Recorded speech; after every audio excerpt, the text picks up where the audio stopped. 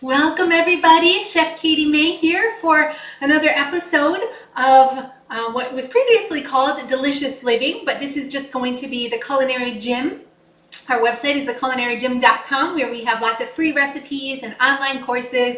And so once in a while, the next month or so, I'm going to be going live. We have a special reason to be here today.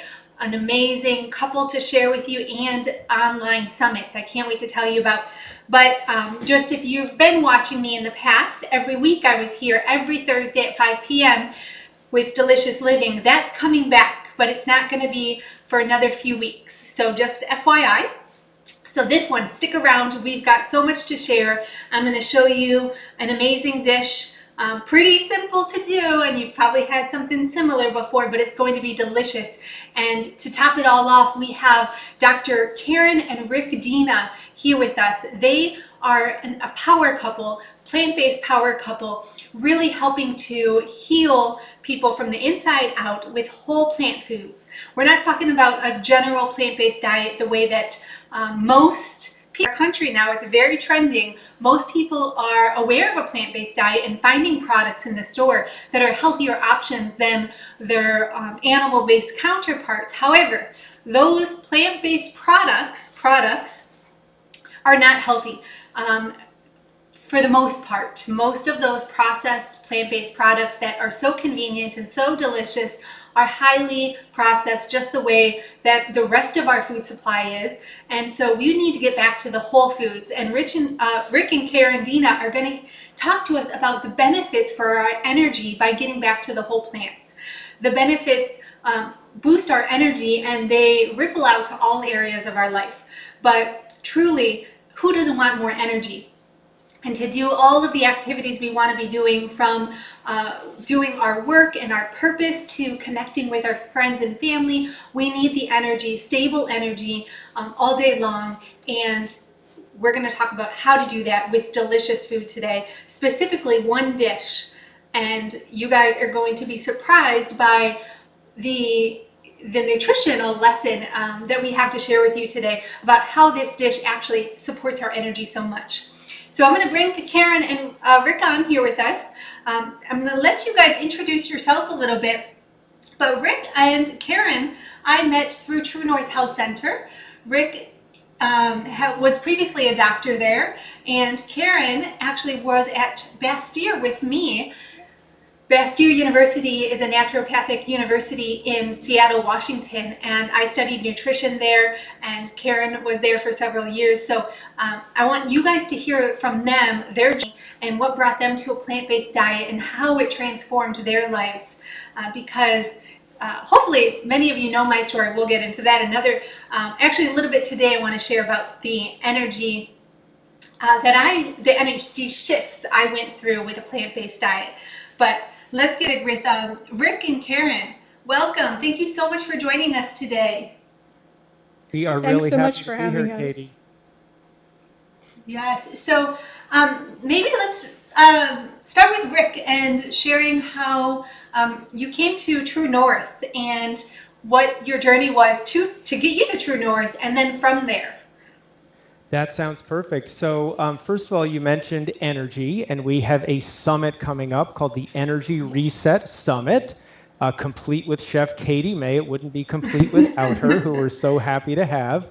And the idea is that most people, as Katie was saying, eat a lot of processed food, and sometimes even in the plant-based community, eat a lot of processed things. And when we get back to whole natural plant foods, especially with an abundance of fresh fruits and vegetables, these foods tend to be easy to digest, number one, and number two, they're super nutrient dense, and they tend to supply our bodies with what we need to produce energy. So between taking very little and giving so much, they're an amazingly good investment, and most people notice they have a lot more energy and feel a lot better.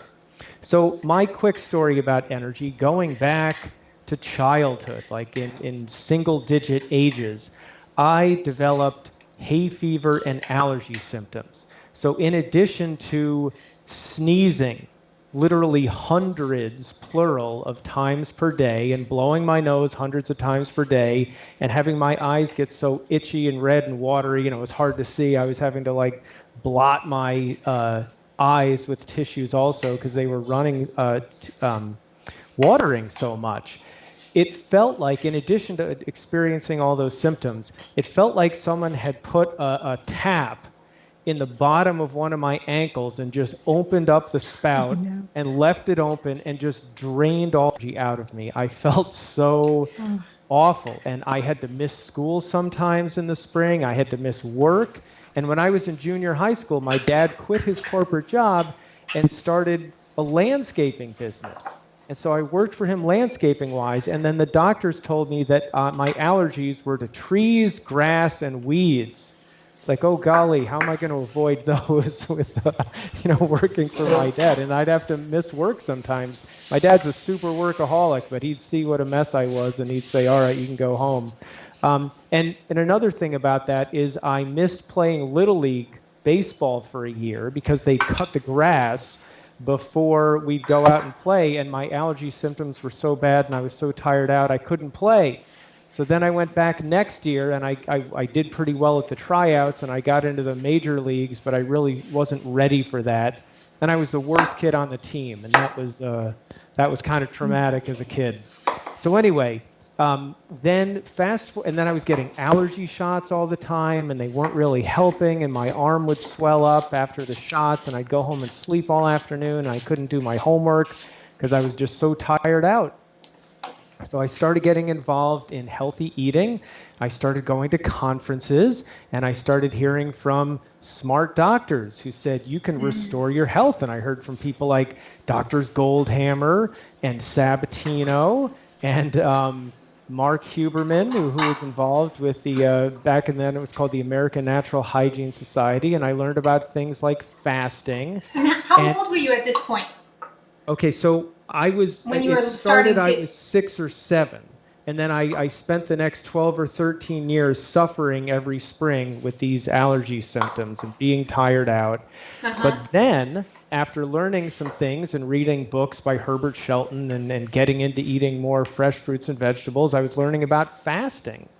And after a few shorter fasts, now this isn't the way to do it, but when I was 20 years old, junior at college, living in my college dorm, working as a waiter at a ski resort on the weekends, I fasted on water for 14 days. All my friends and thought I was on your own, crazy. Wow. On my own in a college dorm. And people were like, dude, I heard you're on a hunger strike. What are you? People were just completely flipped out. I love that. It was.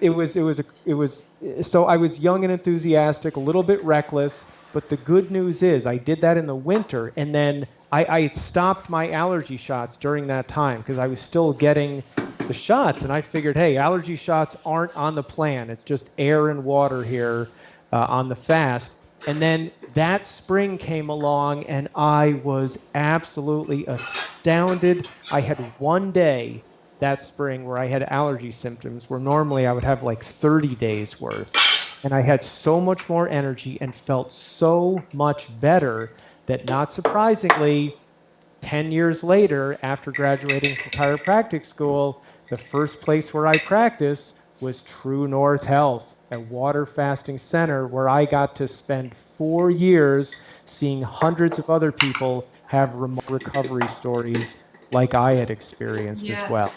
And it was absolutely phenomenal.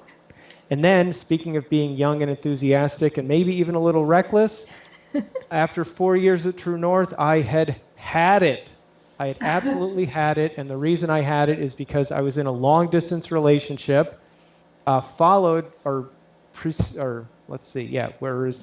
I'm trying to say it, where I had previously been in a year-and-a-half long-distance relationship, so back-to-back, and that was getting difficult. So I told Dr. Goldhammer, I'm taking off. I'm going to support my girlfriend who was at Bastyr University in the naturopathic medical program at the time.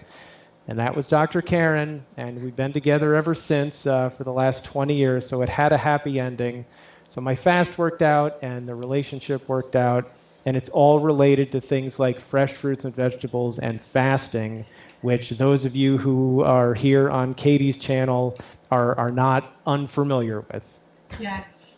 That's amazing that you guys found each other, because life is so much better when you have a partner eating this way with you, because all of the health benefits, of course, for them as well, but also the support in the kitchen and choosing the healthier foods. So congratulations to you guys. It's been years, of course, but I love that you're continuing the work together and helping to spread the message. Yeah, it's really nice. It's nice to have that synergy with your spouse, your partner, whatever the case may be. Mm-hmm. Exactly. And Karin, I'm just prepping a dish that you had shared with us, a dish that you and Rick enjoy often, I'm assuming daily, maybe multiple times a day. And of course, it takes on different shapes and colors and taste. But we're having a big craveable salad. And when Karin told me that she wanted to share a salad with you guys, and I'm going to show you one of their favorite dressings, a ranch dressing. When she told me, I said, you know what that sounds like? That sounds like, of course, my craveable salads. So that's why I shared that name with her, because this is what they've been doing, but these big salads that are juicy and flavorful, and they're doing it daily and looking forward to it every day. But when we share it with other people, it may seem like rabbit food, when we just say we're having salad. And often, the Americans having salad, that means a salad this size, and it's got a couple pieces of tomato, maybe a little bit of cheese, maybe cucumber and some ranch dressing. And if you say no cheese, no ranch, because it has dairy in it, no croutons, you end up with, it does seem like rabbit food. But that's the complete opposite of what we're doing here with our salads on a daily basis, right? How big are your salads, Karin and Rick? I would say that they're about the size of a large mixing bowl. So the type of bowl that you would use to serve. So I've got two bowls here. Yeah, there you go. The big just one. like that. The big one. With taller sides. So our salad wouldn't for two quite people. fit in that big. No, each of us. Each of us. Each That's person right. each of them have a salad this size. Now this is actually a bowl I would make for two. I can mix two salads in here for me and a partner, or me and my mom or sister or someone, and I fill it up so it's like this high. I can barely mix it. Things are falling out the side, but I do get two salads in here. So don't feel like you have to start where they are, because I'm still working up to that, having a salad this size. But I'm going to show you how we're going to make that. And I often do have a salad that's this size, and it still feels so nourishing. So don't feel like it's an all or nothing thing. And even this is going to feel big to some people if you fill this up. But I'll have a salad this size with a bowl of soup or something like that on the side, or maybe it's even an afternoon snack. Sometimes I can actually have a salad as a snack and fully enjoy it and feel energized afterwards. Could I modify my comment just a little bit, Katie? Yes, because you please. brought up a good point. So I was including mixing. So it needs to be bigger to mix it up. But once our salads are mixed up, your inner bowl there, if that was kind of heaped over, coming up top, it would fit in there. Okay, so I can get there. So if you're in this bowl, it's not quite up to the full line, right? Because I could mix in this bowl and it would kind of be heaped up, and then I would serve half of it, and then I just eat out of this, because why dirty another dish? Yeah. That's what we do. And then this is my bowl size. So, okay, so we're not too far off. That sounds great. Karin, I'd love to hear, before I mix everything together and make this dish, I'd love to hear a little bit about your story and how you came to a plant-based diet. Okay, absolutely. I'm happy to share. It all started a little bit more than 30 years ago when I was in college, and I was experiencing some fatigue, and I had been feeling this way for a couple of years. It sort of had built up over a couple of years.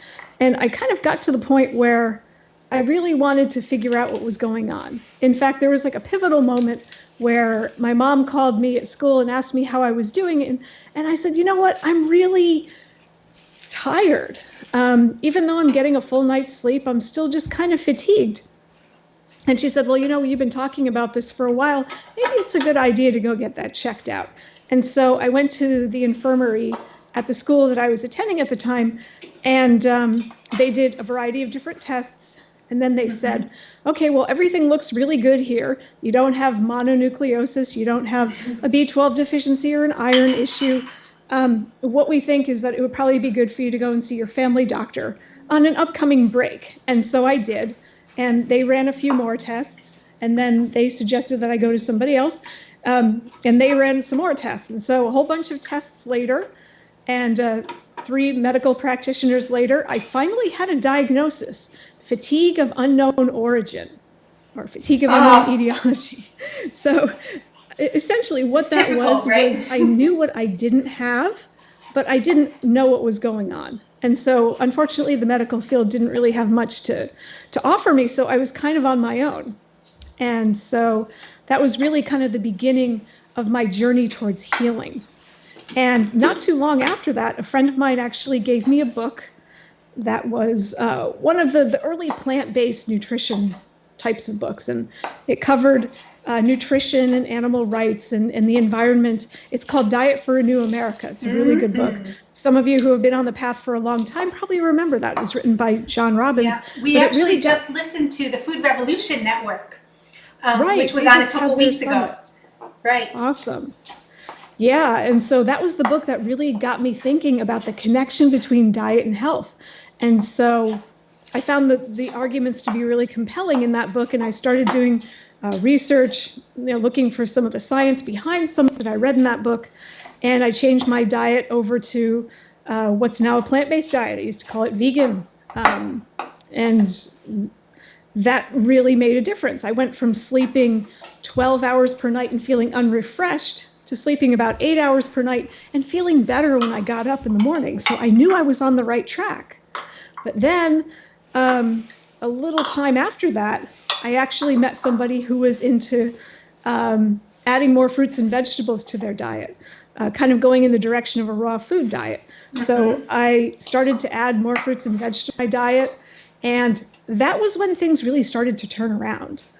So my fatigue pretty much vanished within, I would say, a couple of weeks, and I noticed a huge difference even within a couple of days.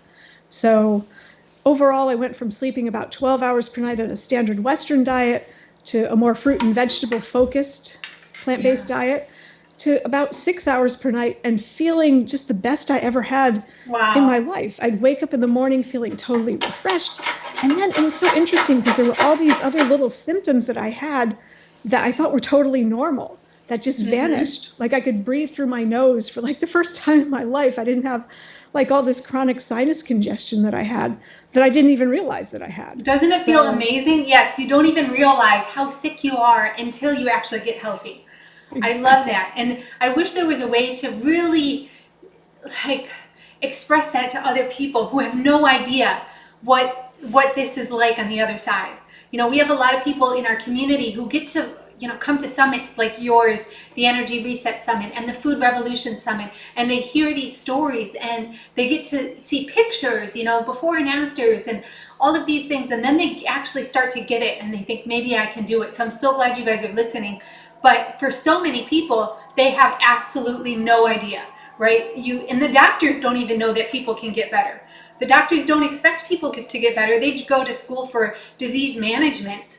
When's the last time you actually were given a pill that actually reversed the disease, cured the disease, right? You no longer had to be on the pill. It doesn't happen. Yeah.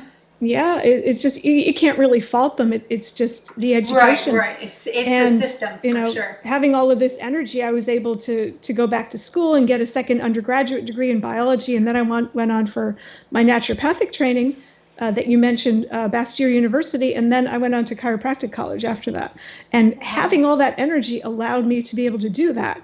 And just learning all the science behind how the body works and why I felt so much better this way really inspired myself and Dr. Rick to come up with our educational programs, because we really want to share the power of this way of eating with people out there. So as you said, they can know this for themselves. They can feel it and experience it for themselves.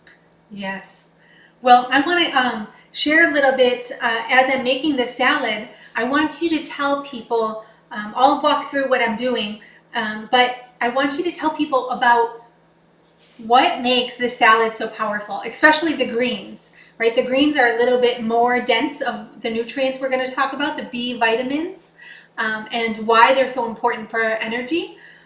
All of the plants are great for nutrients, the micronutrients, especially our vegetables, for all of the minerals and the phytonutrients. But specifically for energy, it's not just about getting starches, more glucose, whether it's from fruit or starches. And it's certainly not about getting more protein, right? Yeah. So many people, even today I talked to someone and they talked to me about a protein powder for smoothies because they wanted to boost their partner's energy. And I was, there's such a disconnection there. So can you talk to us in a minute? I want to just give them an overview of what I'm doing so I can continue as I make this salad. But I'm excited for you to dive into that, because eating a salad is not just about the calorie density, being low calorie density and weight loss. It's actually really beneficial for our system on so many levels. So we are, my big bowl here, this is what I'm going to be using. I'm going to add everything. I have fresh tomatoes here, sliced up. These are cherry tomatoes, grated carrot, and these are all of our toppings for our salad, some pepper and a cucumber. And I'm going to shred the cucumber. I often don't shred the cucumber, but I do love it shredded, so I'm excited about that. That's the way that Karin does it most often for her salads. And this bowl of cucumber here is going to go in our dressing. So, and then our greens, and I'm going to do the greens here first. Makes it easier for mixing and everything. I have my romaine. I just cut up and spinned in my salad spinner here. And I actually didn't measure this out. I'm going to cut it a little bit more with a pair of scissors. Awesome. I just started doing that like a week ago. Scissors. But then I also have some this beautiful dandelion greens. And I'm going to be honest, I rarely use dandelion greens.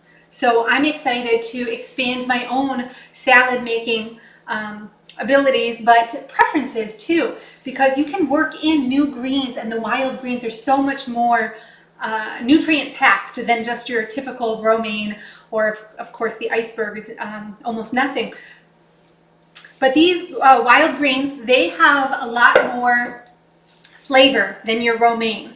So I'm going to chop off the end. I'm going to measure these out while Karin shares with us in a minute, but we're just going to chop off the end here. About an inch or so off the ends, because all of that is mostly stem, and you could actually save that for a smoothie if you wanted to, or put it in your compost. And then all of this, we're just going to chop roughly through, and I'm going to measure out. The recipe's proportion is 10 cups of romaine to 3 cups of the dandelion greens. So, do you guys have a garden? You growing any of your veggies? Yeah, we do. I'm wondering about dandelion greens, growing them. Is that something you've ever done? We actually, I've actually gotten them from a different farmers that grow the starts for them around here. And what's really interesting is that the dandelion greens that you find in the grocery store are actually a type of chicory. So they're not like officially the same ones that you would have growing in your lawn. They have kind of the longer stems like you have there. And I also have the green version of them right here. For those of you who can see them, they come with red stems and green stems, so you can find both. It's a little bit easier to find the red stemmed ones, like the ones that Katie has. If you can find the green stemmed ones, then you have a couple of different varieties to choose from. Although, Karin, you can grow these. In addition to red versus green, those are a little different variety. So the one Katie has are the more traditional. They look like, whereas the leaves you have are smooth there. A little bit. It's a slightly different variety there. It is slightly, but usually the green ones do have the teeth on them. You can still see it there. Oh, I see. Okay, got it. So some of them are smoother looking, like, for example, this one right here. Okay. Yeah, And then some of them have more teeth on them. So it really just depends. But yeah, they're very related, and they're both a type of chicory. So they're in the same plant family as the dandelion greens that you'd find growing in your backyard. But what's really interesting is that when you grow the chicory version, like the ones that you see in the grocery store, the flower on them is kind of it's like a periwinkle color. It's not the same bright yellow that you see. So it's a slightly different variety. And but they taste about the same, I would say. And both are edible, both are good, and very nutrient dense. A little pro tip. I just tasted, and I knew it was bitter greens, but I was reminded as I just tasted. And with bitter greens, it is going to be helpful if you're not totally in love with that much bitter all in one bite, to make the slices really thin. Slice close together so you have small pieces, and that way it'll be dispersed throughout the dish a little bit better. You won't be as likely to have a big bite of these bitter greens. Very wise. And the dressing's really flavorful too, so that kind of covers up some of the bitterness as well. But these before we go into the energy aspect of this, what's the bitterness great for? My understanding is that the more, if it doesn't kill you, right, the bitter kind of helps to ward us off from toxins. But if it doesn't hurt you, then it is actually really helpful to the liver in helping us detox. Is that, have you heard that? You know, I think that there are a number of nutrients that you can find in dandelion greens and other leafy greens that really support the phase 1 and phase 2 detoxification pathways in the liver. I do have like a slide presentation that I'm going to be doing on the summit, where I specifically talk about the certain leafy greens and the nutrients that that are important for that. So for those of you who sign up for the summit, which you can, it's free. I don't remember which day it's on. Do you happen to know which day detoxification is, Rick? I don't have it in front of me. I will, if you stand by, I can take a look while you keep talking. Yeah, it's really interesting because oftentimes people will hear kale and other types of members of the cabbage family have these important nutrients for detoxification, but it's not just kale. There's lots of other leafy greens and other types of vegetables too that can support our detoxification mechanisms. So I'm going to talk all about the vegetables and fruits that do that. And what's really important is that if we eat a variety of these types of foods every day, we're helping our body naturally detoxify itself so that we don't specifically have to go on separate cleanses. Our body is just doing what it normally would do to be able to take care of problematic substances, as long as we give it what it needs in order to be able to do that. Exactly. That's why we eat. I love what Joel Furman says, eat to live. I like to take it a step further. I say eat to shine. It's not just about living here, but we actually want to be, I like to help people optimize their potential, maximize our potential so that we can live fully and give back and be in our purpose. So we have a lot of people commenting too, just saying hello, and they're so glad to be here with you. And Wanda Huberman from the NHA is with us too. Hi, Wanda. So I'm excited. I'm not going to be there, but excited for her live event in June as well. So, yes, and could I chime in? So I have the report here. So it's day 6 of our summit that Dr. Karin's going to be talking about detoxification and the importance of vegetables and which greens can really help support that process. And speaking of Wanda Huberman, her husband Mark is speaking that day. Is his interview that day? We also have. You tell me if this is accurate, Katie. In some ways, maybe your counterpart, Kathy Fisher, is joining us that day on day 6. Yes, Kathy's a good friend. Yes. Happy to have you both. And we also have Dr. Vivian Chen that day speaking about environmental toxins. And then what Dr. Karin's going to share is how you can equip your body to handle some of those that we are inevitably exposed to with food that supports your liver doing its detoxification job. Yeah, and that's May 20th, day 6, right? So Excellent, thank you. anyone that has not registered yet, that link to get on the summit and be a part of it and get all of the emails for each day, all of the amazing speakers, that link is in the description below this video, along with the recipe, a link to the recipe, the salad and the salad dressing we're going to be making. Wonderful. Yes. So Karin, you want to start with the presentation and showing everyone a little bit more detail about Yes. our greens and salad here? I would love to. So I'm going to share my screen here. See how this works. And then I'm going to prep all of the mixings for our salad. I'm going to put myself on mute so I don't make any noise with this grater here, and as I grate the cucumber. And then after you share, we'll make the dressing. Okay? Okay. So I have shared. Can you see? Can you all see? Nope, they can't yet. There you go. Okay. Wonderful. So as Katie said previously, this is a recipe for a craveable salad and ranch dressing. I know the term craveable. It's because salad, there's so many wonderful things about it. And I actually crave leafy greens and salads from time to time. I really oftentimes look forward to eating my salads at night. There's just so much good stuff in there. So let's take a look at this recipe. And I know that Katie has shared this with you, but this is officially it. And you can refer back to it if you'd like, if you want to make this for yourself. But one thing that I would like to say before going forward is that we built up over 30 years to the size of this salad. We used to eat salads that were smaller than this, but this is the centerpiece of our evening meal, pretty much. So we've got 10 cups of romaine lettuce, 3 cups of dandelion greens, 1 cup of chopped tomatoes, 1 cup of shredded carrots, 1 cup shredded cucumber, half a cup of chopped red bell pepper. And I would say just change this up based on what it is that you really like. And Dr. Karin, could I interrupt a sec? Did you hear Katie chopping? I wonder if she is actually Oh, is on it? mute. I think I hear some. You hear me? Yes. Okay, I'm just going to wait. I wasn't, I moved around to the other side of the kitchen because I wasn't able to mute myself without muting you as well. Oh, I see. So just go ahead. Okay. I'll finish up afterwards. Okay, well, we'll just ignore it. It wasn't that loud. I just, no That's big okay. I was mostly done. Go ahead. deal. Okay, sorry to interrupt. Sometimes on Skype you get ambient noise. I wasn't sure. It sounded like it could have been ambient noise.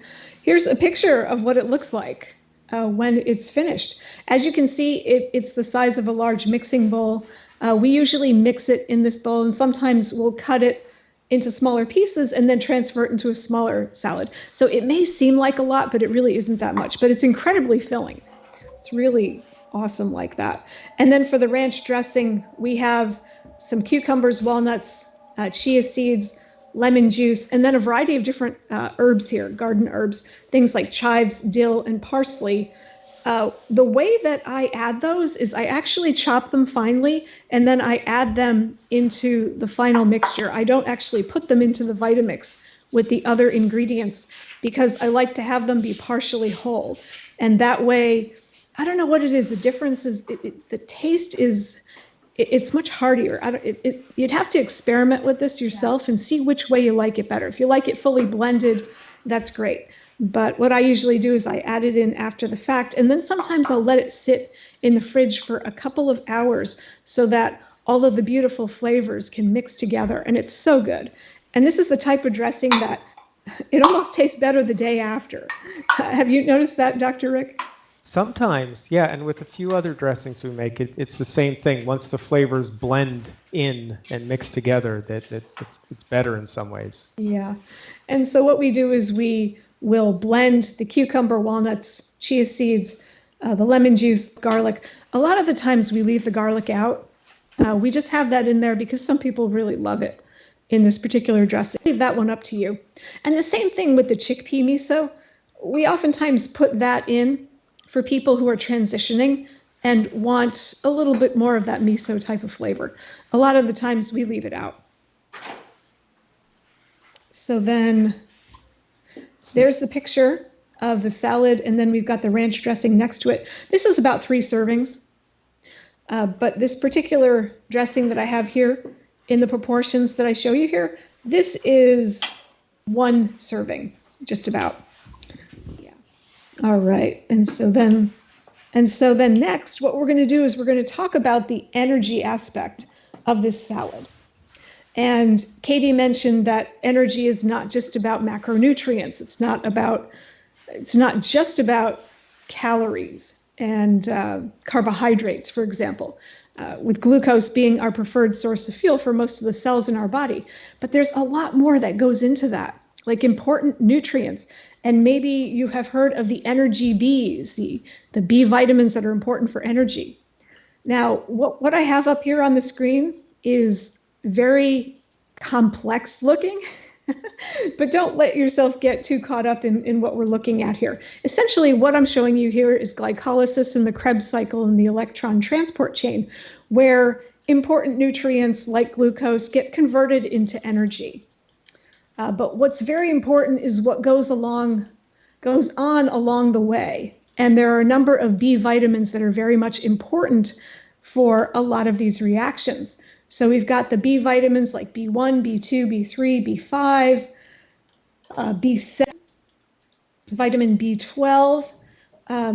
That's why they call them the energy Bs, because they're involved in energy production. And just so you know, on the summit, I'm actually going to give a more expanded version of this. And I'm going to talk about the foods where you can get these important B vitamins. But for now, I'm going to kind of show you a list here that you can refer back after this presentation is over. These are the important B vitamins for energy production. So B1, B2, B3, B5. B6 I haven't mentioned yet. That one is specifically involved in creating glucose from glycogen. That's just something that wasn't on the chart, but it's still very important. B7, B9, folate, which you can find in leafy greens. And then vitamin B12. An interesting thing about B12 is that on a plant-based diet, it can be limiting, or it can be sometimes lower than on other types of dietary approaches. However, we in our clinical practice have seen a number of people who eat animal products who are also low in vitamin B12. So I think of B12 as being a challenge for anybody on any type of diet. Something for everybody to be aware of, not just for vegans and vegetarians. Now, I have a chart here, or should I say a table, that shows the salad that Katie is making and that we just looked at the recipe for. It's 270 calories. So even though it seems like a lot of, it's actually not a lot of calories, but it's really packed with these important B vitamins. If we take a look at B1 and B2, the amount that you find in these salads is getting close to the daily value, and that's for only 270 calories. And then for niacin, we're about a third of the way there. For vitamin B5, we're getting there as well. We're about a third of the way. For vitamin B6, we have reached the daily value for 270 calories. Pretty awesome. For biotin, vitamin B7, we are about 2/3 of the way there. And then folate, we have exceeded the daily value. So pretty amazing. Oftentimes people think that vegetables are not a good source of nutrients, but oh my goodness, if you eat them in calories, if you eat them in quantity, it can really add up. And this is a good example of that, for sure. It is. It's one of the reasons why we would like to eat such big salads. Now, what about when you add the dressing to it? All right. So when you add the dressing to it, we've got 513 calories. And with these B vitamins, we're getting really close to the daily value. So for B1 and B2, we're getting really close. We have added more for vitamin B3. And for vitamin B5, we're almost half of the way there.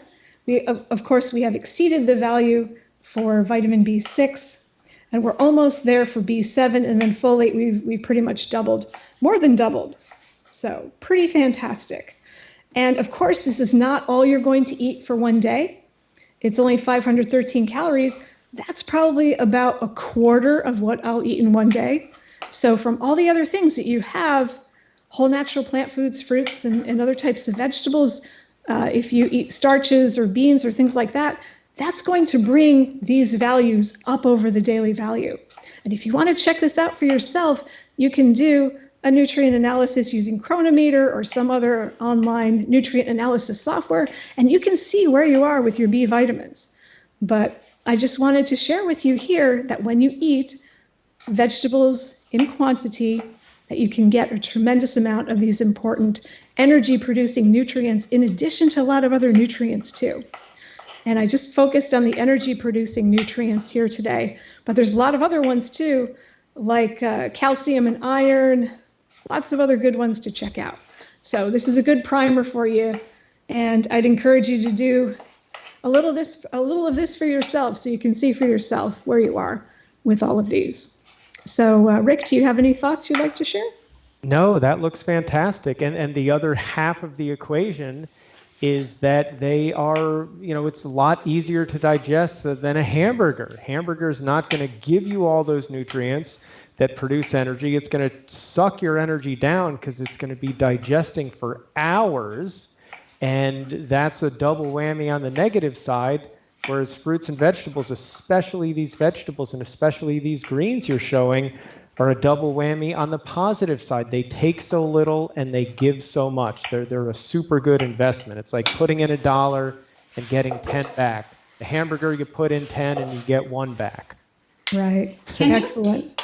Could you speak to the raw versus the cooked and the energy difference, the energy given to us between a cooked, these vegetables could be cooked, like why not steamed greens instead of a raw salad?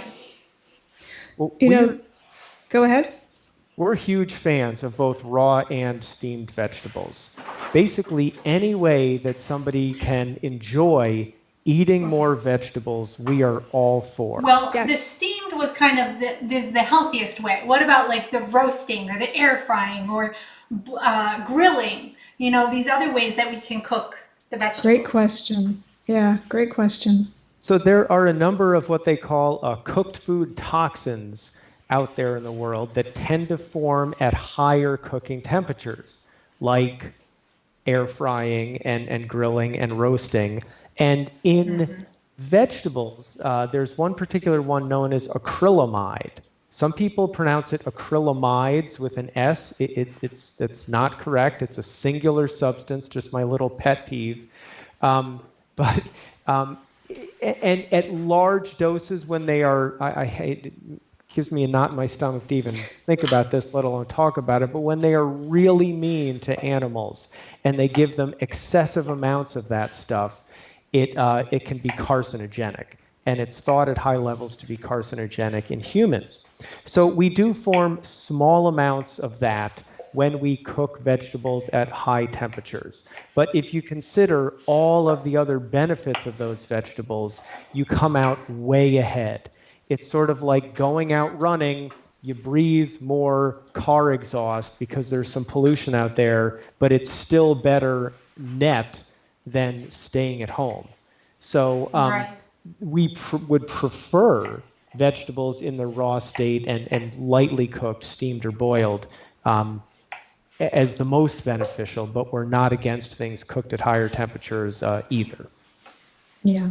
Awesome. Thank you for sharing. I remember when I was a student of Gabriel Cousins, who is a raw food doctor, I guess. I went to the Tree of Life in Arizona at his healing center.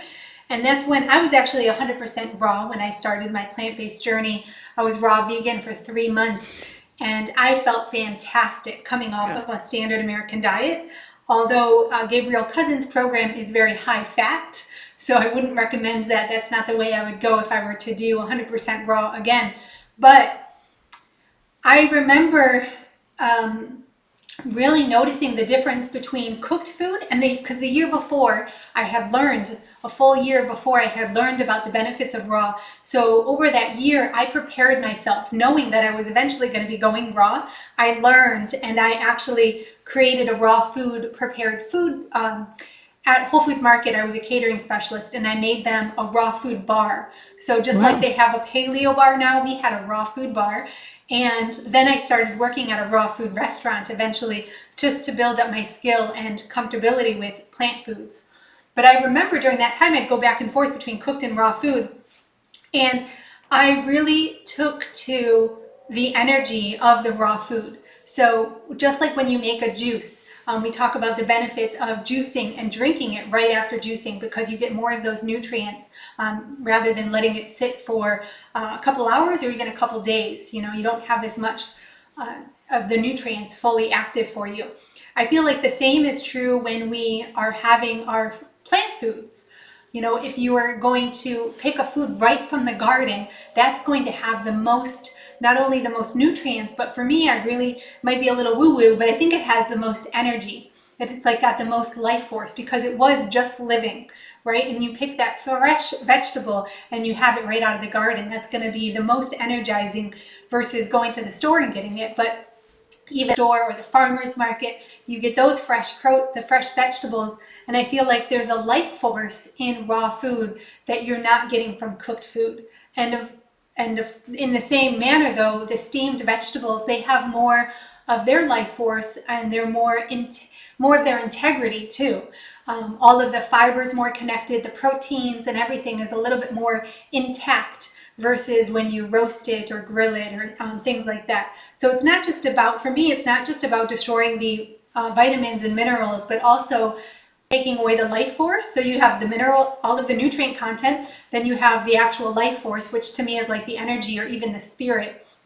And then you have the actual shape and structure of the macronutrients, including the fiber, the fiber, the protein, or the carbs, because we had digest that and it takes time to do all that digestion. And the better or the more we can be doing that ourselves and rather than processing in the kitchen, I think really takes us back to our innate design. No, that's a lot. We're okay. We agree. We have a with that. similar message. Yeah. And if I could share one thing, just to again state that we are big fans of steamed vegetables. We make them regularly. Sometimes we add them to salads to make kind of a warm mixed salad. But in the winter, yeah. Yeah, classic example is broccoli. You can eat a lot more steamed broccoli compared to raw broccoli. So when someone asks, how should we eat broccoli? We recommend that they steam it because then you can get that many more nutrients, that much more fiber, that much more, even though you've altered some of the cancer-protecting nutrients into glucosinolates instead of the isothiocyanates, they're still extremely beneficial. So eating, steaming, juicing, and blending are all great ways to include more vegetables in one's diet, and anything that gets more vegetables in, other than frying them in oil and adding salt, or any safe, healthy way, we're all for. Yeah, I didn't mean to be. I wasn't trying to be an all or nothing either. I definitely do a lot of cooked food, but my journey since being raw, I went 100%. Dr. McDougall's program, and I really jumped into cooked food, and I'm not kidding. It was years before I added salad to my regular diet. So I'm aware that we have people joining us from all walks of the plant-based journey, in all areas, and what you may be doing right now may be totally what you need. That's exactly what you need, and don't even worry about changing it. You're doing awesome. But if you're feeling like you want to take it up a notch, maybe think about how you could add a little bit more raw to your cooked food. So I was just trying to share a little bit more of those benefits, but I love steamed vegetables. I'm actually going to be sharing a steamer. My parents have this amazing steamer on their countertop that's just awesome for steaming large volumes of vegetables. But let me make this salad dressing here so everyone can see our ranch. And Karin, people were wondering about the creamy white color of the ranch dressing. In your picture, it looks pretty creamy. are pretty white in color. And I have a cucumber here, and I peeled the skin to try to add or try to minimize any of the green coloring. But I know that walnuts can be pretty dark in color. So if you were using cashews, you would definitely get that white color. But I'm a little bit curious what the color is going to be like with the walnuts. You know what? What we usually do is we will peel off half of the peel of the cucumber so that it won't look as green. Sometimes we just leave it and we just put it in and it looks much more green. But when we peel off about half of the, of the outer coating of the peel, then it looks pretty white. And maybe it's because our walnuts are lighter looking. How would you like? Yeah, I was going to say, because we are very fortunate, as you know, a lot of that stuff grows near us, Katie, in this area of Northern California.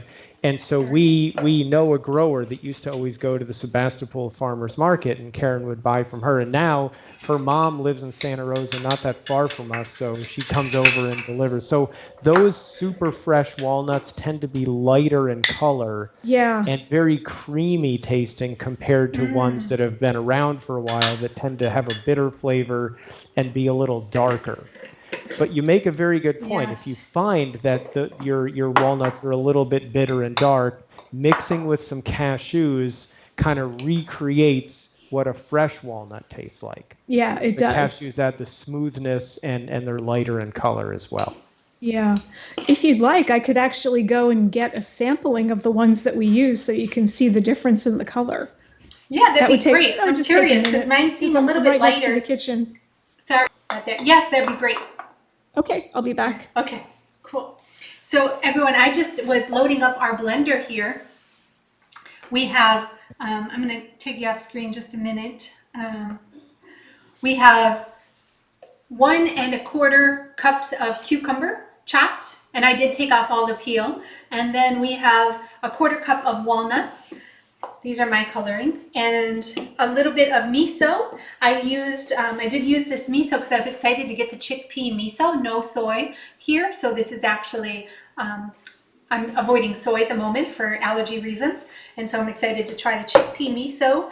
And I have a garlic clove and half a tablespoon of chia seeds. So our lemon here, we're just going to add in a squeeze of lemon juice. It called for, I think, half a tablespoon of lemon juice. Let me see, half a tablespoon. Yep. And just a little more. The herbs we're going to leave out until the end. I'm going to chop those up. And so we're just going to blend this. And I'm going to bring Karin back on so when she's back in the room, you can see her. Let me blend this here.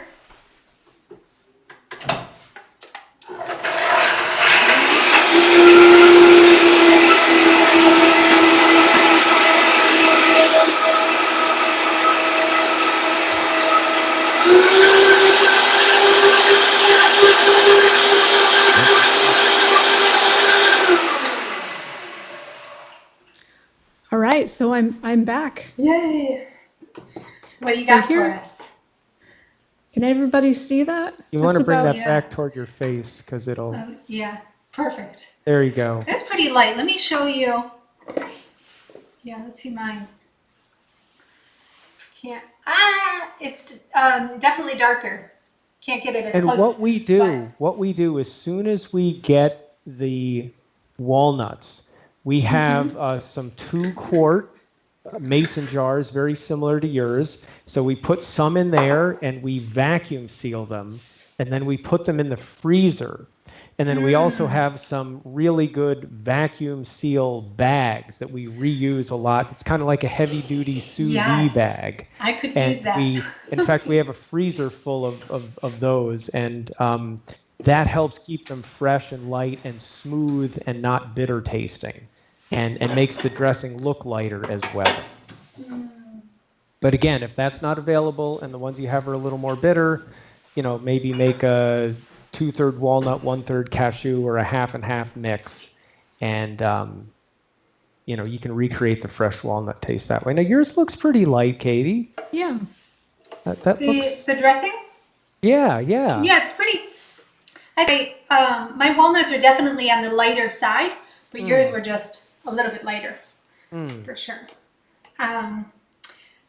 But that, I wonder if what the lightness is. It just because the skin has come off, like more of the, the brown outer covering, You or mean is of it a the different type? I cucumber? think so. I think so. Yeah, because these look pretty. There isn't really all that much of the hull left on them. They're they're pretty Oh, light. do you mean the walnuts, Katie, or the cucumber? The walnuts, the Walnuts. hull Oh, Walnuts. on the. yeah, I don't know. I think, so a real funny story. I've never liked walnuts really in my life. I would always think of my mom would make brownies with walnuts in it, and I didn't like them, and they were always bitter and nasty. And so one day, Karin goes over to the farmer's market in Sebastopol next door to Santa Rosa, comes home with this big bag of walnuts. And I'm like, walnuts? Really? Like, all right. And then she said, taste one. And I could not believe it. It was like I had never had a walnut before. They were so amazingly smooth and fresh. And I guess they get bitter over time, probably because of the fairly high omega-3 content. But anyway, so the fresh ones are just a game changer. But yours look pretty fresh, Katie, so that's good. Yeah. But when they've been, in the can for a year or two, and your, family brings them out for Christmas or whatever, and then they, sit in the cabinet Totally for another different. year, then they're really bitter, and it's just not the same. Yeah, and if you want to buy these, you can actually buy them directly from farmers here in California. So you can get them very fresh. And I know that there are a number of farmers who actually do sell them online. So I'd encourage you to find somebody that you can source them from if you want to get really fresh ones. And people are buying so much, their groceries so much online today anyways, that you might as well buy a great source instead of just going through your closest grocery store, right? Absolutely. If anyone got into that it habit. makes a difference. It makes all the difference to have fresh ingredients. I can't tell you. It was actually a bell pepper that got me to go into nutrition. I was interested in becoming a naturopathic doctor. I was applying to Bastyr. When I tasted a fresh organic bell pepper, I was like, this is it. Food is medicine. Before that point, I really had no connection to food and our health. So yes, vegetables can taste amazing, and most of you guys know that. But if you're just getting started with us, just kind of buckle your seatbelts, because the flavor just better and better as you go. Right? So we have. Oh, I totally did this wrong as I'm talking here. Karin, did you pick up on that? Anyone else in the comments? I just threw the herbs into the salad. Which no is worries. totally fine. But the herbs they'll mix normally that we way. would be blending into the ranch dressing. Right? That's what makes ranch so great, is all those fresh herbs. Or you can use the dried as well. And I mentioned in the comments that if you wanted to use dried instead of fresh, the ratio is 3-to-1, fresh to dried. So you would just, how do you say that? Take Use a third of the much. amount Yeah. for the dried. Yeah. Yeah. So I'm going to pour my dressing over top here. And it's delicious with the dried herbs too. So if you don't have the fresh ones, no worries. But really, the fresh ones add a little extra something. Yeah. Wow, that looks great. Just going to mix this up. And this is a thick dressing. It is Not thick. by any means, but I didn't put all of it on because I find it a little bit easier to mix the salad with part of it, and then I can add a little bit more in. And I may not even need to add in more, depending on, my preferences, and of course the same will be true for you at home. And because that's so thick, you can use it as a dip too. If you have pieces of pepper, tomato, or cauliflower or whatever, you can just, dip it right in there. And it's so delicious that way. Good. And you could always add a little extra cucumber to thin it out if you want to make more of a traditional dressing-like consistency that'll spread around a little more easily. If you did that, a little more cucumber, I would do a little bit more chia seed as well, because it does, although you want to, if they were looking for a little thinner, the chia seed also helps to hold everything together Yeah. because of the gelatinous consistency. Exactly. And that's why we love chia in there, because in terms of the texture, getting things thicker with chia versus something else that isn't as gelatinous like that, you get Yeah, less fat for the same amount of definitely. thickness with chia and flax, which makes it lighter and healthier, generally Definitely. So speaking. even instead of doing a little more cucumber, the first thing I would do is probably a little bit more chia and a little less of the walnuts, and Mm. then you Yeah. would, get that Yep. consistency. And both of those are great for the omega-3s. So I love it. I have to try a bite. We'll see how this is. You guys take a look at that big salad. Now, this is one serving for you guys. And this is about the volume I would eat for myself if I was doing a big entree dinner. This isn't a small salad, but this is what I would love to eat for dinner most nights. The difference though is I have more of the non-green vegetables in here. I do a little bit more of the tomato and bell pepper in ratio to the greens. But with all the flavor from the dressing, and then you do get the bites of the tomato and the cucumber and the carrots, there's still a ton of flavor here. Okay, drum roll. Should we do a drum roll Drum for your roll. taste here? I don't want to not have it fit in my mouth.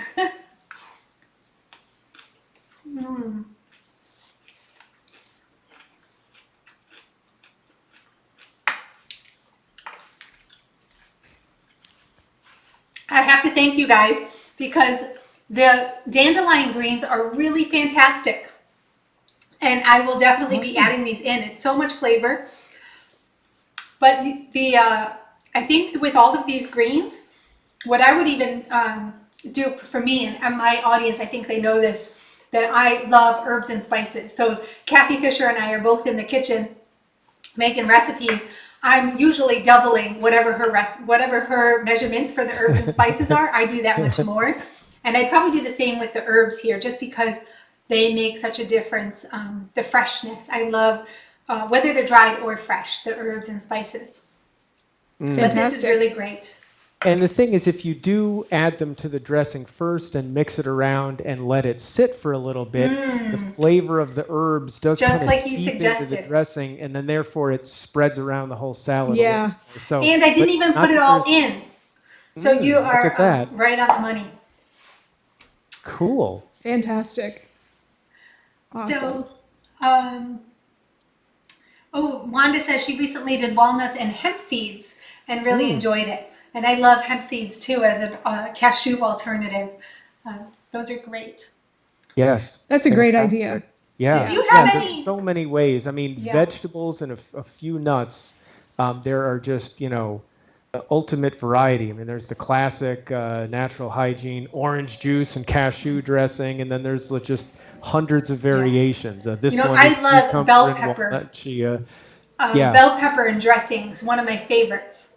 Yes, us too. We were just on Chef AJ's show, and we made a red pepper hummus. Her and showed the nutrient analysis of that. So we love peppers also. Awesome. And so before we go, we have just a couple questions. And I want to remind everyone, if you haven't joined the Energy Summit, the Energy Reset Summit, the link to join is in the description. So make sure you join that because there are going to be so many fantastic talks right in line with our philosophy here, everything we were sharing with you guys. Definitely some differences. Not everyone's on the same page, but generally very aligned with the whole plant food movement. Sylvia's asking if you have any tips for keeping your greens fresher longer. Do you have anything that you do in your home, your kitchen, to keep them fresher longer? Or you just kind of go through them so fast? Well, we buy them super fresh. So we are very fortunate to live an hour north of San Francisco where there is a organic wholesale produce supplier named Earl's Organic. They're one of the major suppliers for TrueNorth. But because we're not a big commercial account like them, we have to drive down. But we buy a carload of stuff. And usually we get it a week or so before it would show up in your produce section in the health food store. So getting it that fresh is probably our biggest tip. But then we get home, it takes us a couple hours. Dr. Karin bags up all the greens, with the bags that she's used 100 times from the store that she re-washes all the time. And I take care of the bananas and the oranges and stuff. So I guess just, normal produce bags, storing them in the fridge, getting them as fresh as possible, and eating them up before they turn black and liquidy, and they're still good. I think those are three excellent pieces, because often people forget about those, the first and last piece of the puzzle there, of getting them fresh. Going to your farmer's market, or even like you said, finding a producer or grower that you could get them from faster, and then of course eating them faster. I know so many people have trouble keeping their produce fresh as long as they would like to, but they're not eating the volume that they would, or that they could benefit from. Getting more volume, and so just consuming that. And I know a lot of people don't want to go to the grocery store as often, but if that's all you have to do to care for your health, and you don't have to go to the doctor, and you don't have to pay for the medications and everything, by all means, I'd say I'd take the grocery store any day, right? Yeah. Or the farmer's market, even better, the fresh air and connecting with all the people. So. And another thing I'll mention, even though they didn't ask this about the dressing itself, but we will often make a sort of quadruple batch of dressing, so enough for each of us for 2 nights. And what we do is we pour the leftover in some of similar mason jars that you have here, and then we have the vacuum seal lids that we have a vacuum sealer for. So then the next day, the dressing is still pretty fresh. And then usually Dr. Karin chops up the salad, I make the dressing, and on so my quote nights off, because I made dressing the night before, I do things like chop up peppers and tomatoes and then put those in the dehydrator so they're ready for future nights to add extra flavor to our dressings, and kind of keeps the whole thing going. And yeah, I love that. Flavorful. See, this is why I have guests on the show. We learn so many new little tips and tricks. So I wanted to mention, I've been talking about these a lot for my Delicious Living community. And if you guys are not aware of my Delicious Living membership, I go live every Wednesday with the members. And we also do a Q&A once a month. And we are able to do a lot more in-depth conversations like this and answer questions. But I've been talking about, and yesterday I just did a tour of my kitchen, a full tour of all the cabinets, the fridge, the pantry. So if you want to see that, just join the Delicious Living membership. And I think the link is in the description. And I'll share it here in a minute. But what I wanted to share with you, my storage tricks or tools really, for storing my greens. The first one is the Produce Keeper from OXO, OXO. And it has a mesh, well, plastic, but kind of mesh container in here. And this allows for more oxygen flow. And then here on the top, there's a little spot for a bag that will help to reduce the ethylene, which is what's released by the greens, and it causes them to wilt. So by removing that from the container, you'll be able to keep them longer. And then this other... Yeah, see, we're learning tips from you too. We're so happy to be guests. The other one I have is actually a new item that I just got, and it's called a veggie bag. Veggie is spelled V-E-J-I, bag, all one word. And it's this terry cloth, it's organic, terry cloth cotton, and you store your vegetables in here. Now, of course, the downfall is you can't see what's in here. I have bell peppers in here, but you keep the bag moist. You get it, run it under the faucet or put it in your water, and then kind of squeeze it together, because it does take a little bit to absorb. The material takes a little bit to absorb, but then it holds the water much better. And you're keeping your vegetables damp. That's what in the grocery store, they're always spraying the vegetables with water, and that helps keep them fresh. But it's actually even better if the water's not directly on the vegetables. So if you can just keep them in a damp bag like this, especially if you don't have a crisper drawer to keep the high humidity, then adding this to your kitchen supplies would be really great. So again, it's a veggie bag, V-E-J-I-B-A-G. And I use it for traveling too, really great. Nice. So, yes. Oh, the name of the steamer, Ray, someone was asking about the steamer I mentioned earlier. I don't know the name of it, so I'm going to just borrow it from them. I don't have space on my countertop for it yet, but I was doing a little bit of house sitting last week for them, and I used it multiple times a day. So I will definitely let you know what that steamer is. It's a big one like this. Stay tuned, I guess. I have to say for that. The Energy Reset Summit, though, is going to be fantastic, and just, I think, one of those things you don't want to miss. If you are interested in growing yourself, your body, your mind, all of that, because there's no, if you're here, I already know you're interested in being your best self, right? That's why you're on this journey, and there's no stopping, right? We're always learning and always able to take it to the next level. So I hope you join us. Thank you so much, Rick and Karen, for being here. Any last parting words you want to say? It's a pleasure being here. It's a delight to be on your show. And like you've been saying, just to make sure no one gets scared away from these gigantic salads and thinking that if they don't do that, somehow they're not in the club or anything like that.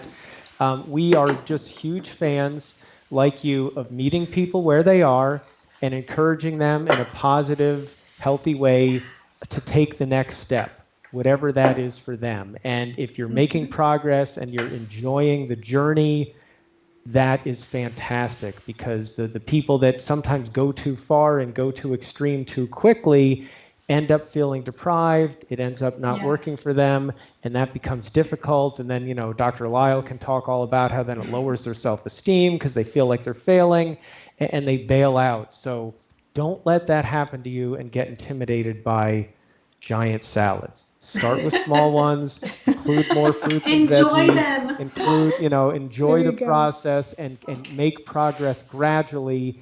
That is one of the biggest keys to long-term success, and we wish everyone the best with that. Very good. I'm going to include the link to my dressings e-cookbook here. You can get my e-cookbook for free. So I'm going to put it in the comments below here. If you guys don't have this dressing cookbook yet, highly recommend it. The dressings are all amazing, and this will be an excellent way to build in more of your salads. The other thing I wanted to share with you is the membership link, if anyone is interested in becoming part of our membership program and going deeper with us. Karen, thank you so much. Did you want to add any last words of inspiration? Yeah, I wanted to thank you very much for having us here. It was great to spend time with you and your community today, and we wish you all the best. And enjoy the journey. That's really what it comes down to, because that's really what it is. For us, for the past 30 years, it has been an evolution. Things change all the time, and we just get closer and closer to what is best for us. And we just encourage you to find what works best and to go with that. Yes. Thank you all so much. The summit starts Saturday. And how many days does it go for? 9. 9 days of greatness. And how many speakers each day? Either 3 or 4. We have a total of 26. It's action-packed. It's full of just lots of amazing doctors, some people who include more fruits and vegetables in their diet. But the way we've talked to people and put it all together, it's all very cohesive and inclusive, and it's going to be a really excellent event. Just to remind people, I think that each day's interviews are available for 24 hours. Is that the case? Yes. Okay. Yes, they are. Okay. Yeah, so at each day at 10 p.m. Pacific time, we will have a live segment 10 a.m. We'll teach some things. Oh, I'm sorry, I said p.m. I'm sorry, 10 a.m. Thank you, Pacific time. We'll have a live segment where Dr. Karin and I will be there. We have a presentation each day related to the interviews of the day, and then we'll do a little Q&A. And then most days 3, one day I think 4. Those interviews are all available for 24 hours for free until the next day's program starts. Do you happen to know what day my interview is? We sure do. We do. Got the list. Because I know we had so much fun. I was in the kitchen giving another cooking demo, And I think we made a salad that day too, but we also made an amazing entree, sweet potato tacos, I believe. And you guys are going to love that, that whole presentation and just the conversation we got into. I remember really enjoying talking with you, Karin. Yeah, that was a phenomenal interview, folks. I would say that if you can make it for day 20, what is it? Day 7, which is May 21. May 21st. Friday. Okay. Yep. Katie is going to talk about some topics that nobody else is talking about. And it's just such valuable, incredible information. And I would strongly encourage that you create the time on that day to come and watch Katie create her magic in the kitchen and to listen to what she has to say. Yeah, we about did an interview really portion important before. topics. Yeah. Yeah. Awesome. Thank you so much, you guys. It was a pleasure again. I can't wait till we can be in person, enjoying some food, a delicious meal together. But until then, I'm looking forward to the Energy Summit myself, Energy Reset Summit. And I know everyone else is here as well. So thank you guys for joining us. And hopefully this is a little bit of inspiration to add just a little bit more of the greens and raw vegetables to your diet. Make a big delicious salad or a small one if that's where you're starting. Either way, make it delicious and enjoy. So thank you guys so much for being here. We'll see you soon on the summit. Bye everyone. Thanks very much. Thanks, Katie. Bye everyone. Thanks, Katie.